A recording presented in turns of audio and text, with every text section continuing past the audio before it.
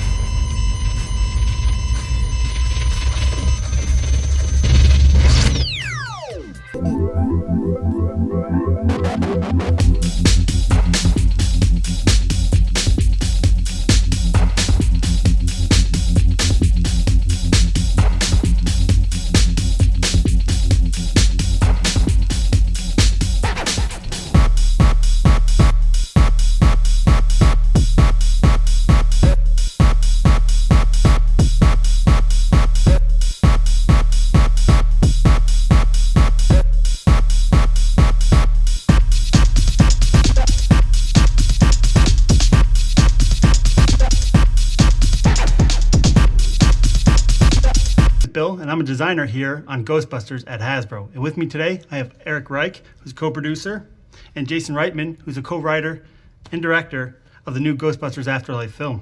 Hey, Bill. How you doing? How's it going? Doing good. Jason, our first question is for you.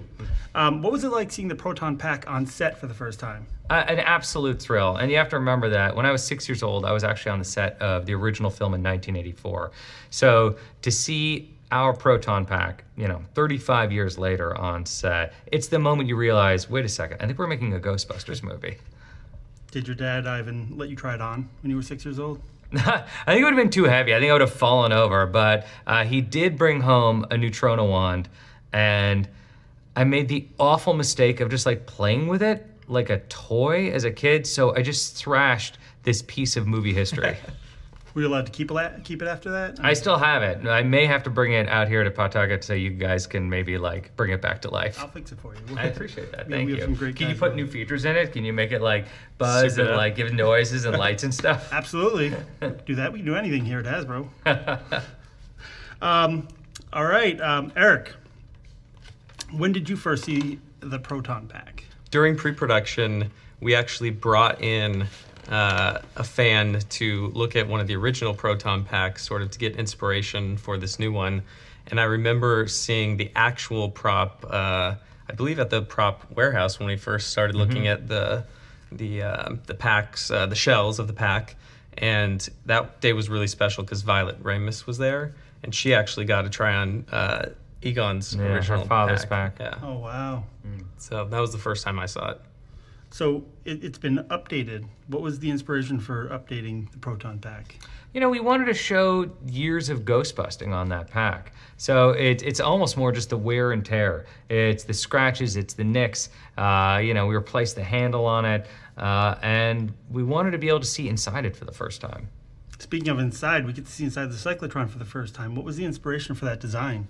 That was one of those thrilling moments where we have, these film designers who are working with a piece of iconography that kind of anyone knows who's ever watched a Ghostbusters movie. And it was really up to them, and they obviously they researched the science. I don't think they visited CERN or anything, but they really tried to think about, okay, how would have Egon built this thing? And what could it possibly look inside? And that's one of those moments as collective filmmakers that you get to have a lot of fun.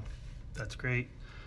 I hear there's a funny backstory on some of the switches involved in the actual prop itself. Is there anything you can share? I'll say this.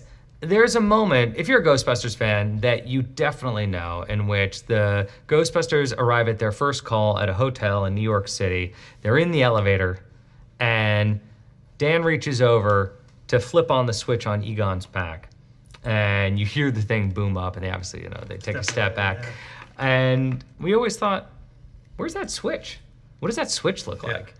And it became a goal of ours to actually show the switch for the first time. So it was the biggest change to the pack is we actually located and created the switch. I remember actually looking at the film, and we were looking at the pack and saying, is it under here? Is it over here? Exactly. And we figured out the exact spot for it. So, which, it's a lot of responsibility. When you take a piece of iconography from a famous movie, it's like talking about a lightsaber or the DeLorean, Everyone knows exactly what it looks like. And if you're going to add something, it better be right. Absolutely. Do you have any other funny stories about the Proton pack, maybe on set at all? I remember my friend Anthony Bresnikan, who's a journalist, came to set one day, and Bill Murray was there. And Bill was telling Anthony, all right, you want to know what it's like to be a Ghostbuster? Why don't you wear this for an hour without taking a break? Put him on a stopwatch. And Anthony actually did it. Oh yeah, he did it. But by the end of the hour, his back was in pain. Ouch. Yeah, and he was saying even the original one was heavier than what the kids got. So he was giving Ivan a hard time for that one.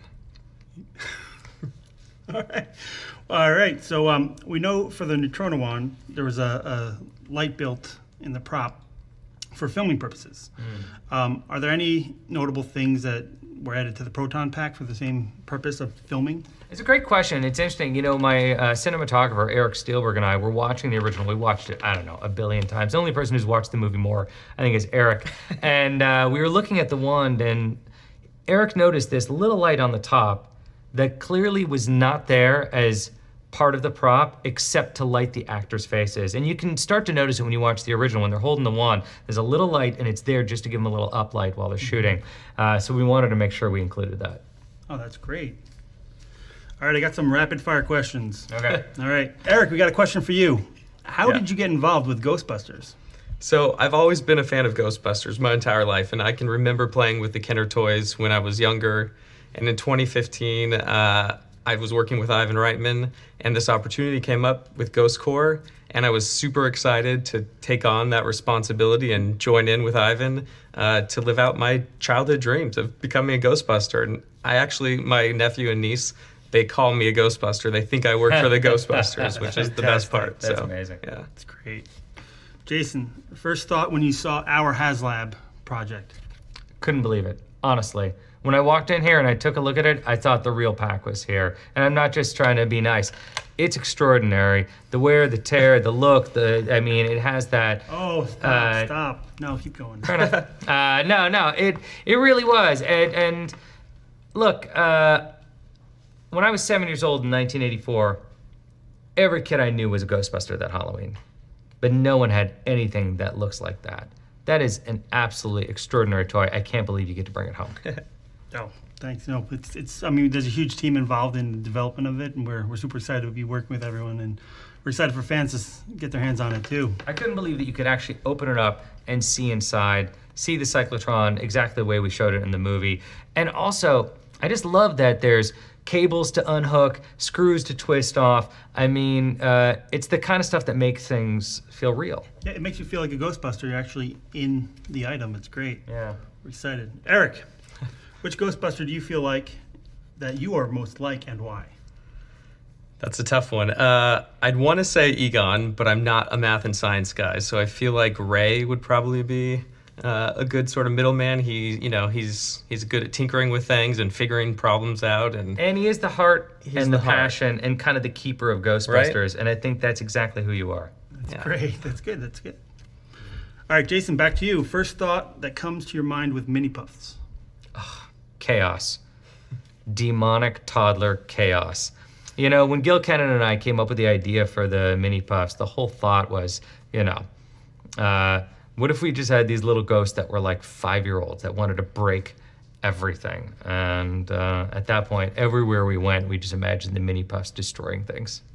That's fantastic. Yeah, they're adorable little monsters for sure.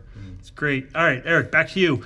One word that describes what it is like working with Hasbro. You can be honest. One word. amazing. That's it. Yeah, it's been a fantastic partnership. I think working with you guys has actually been really fun for me because I've been working on movies for a while, but to actually work on something outside of a movie and see the ideas that, Jason and Gil have brought to life in the movie also come to life on toy shelves has been really fun. It's been fun for us also. I mean, you've been an amazing partner back. I mean, great brand and great partnership. Last question. For a more confounding adjective. I think you should have gone with like yellow, Yeah. Yellow. German. Haslab. Haslab. All right, last question, Jason, for you. Can you describe the feeling you had when you first saw your movie all put together on film for the first time? Finally complete, done. A couple nights ago, I was in New York City for Comic-Con, where we watched the film for the first time with 3,000 fans, and I was sitting next to my father, which really made the whole thing extraordinary.